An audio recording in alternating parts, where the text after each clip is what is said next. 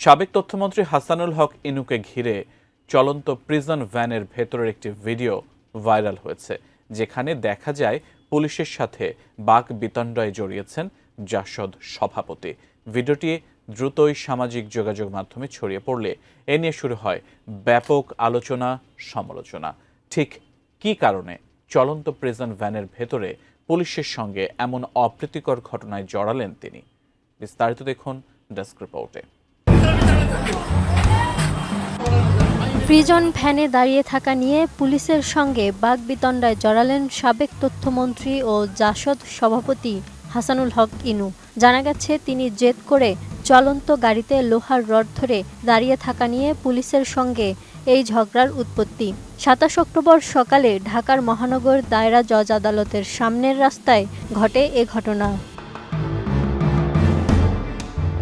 আদালত সূত্র থেকে জানা যায়, দুর্নীতি দমন কমিশনের দায়ের করা মামলার তদন্ত প্রতিবেদন দাখিলের উদ্দেশ্যে তাকে আদালতে আনা হয়। ২৭ অক্টোবর সকাল ৯টা ১৮ মিনিটে কেরানীগঞ্জ কেন্দ্রীয় কারাগার থেকে আদালতে আনা হয় তাকে।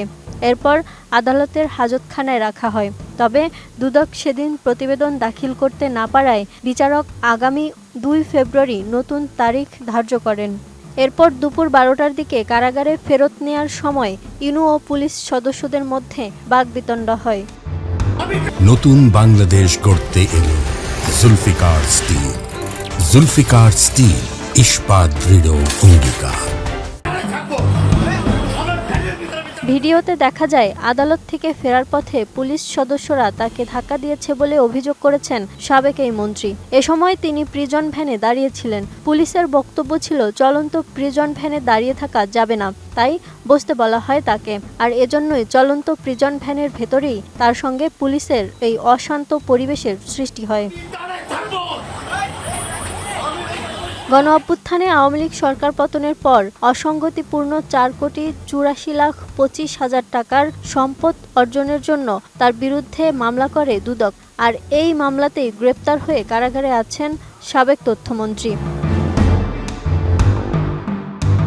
তার বিরুদ্ধে এই মামলাটি মানি লন্ডারিং প্রতিরোধ আইন ২০১২-এর ৪-এর ২ ও ৪-এর ৩ ধারা এবং দুর্নীতি প্রতিরোধ আইন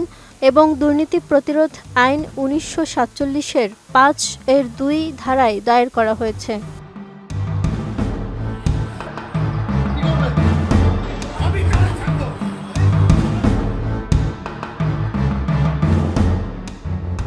ডেস্ক রিপোর্ট, এটি নিউজ।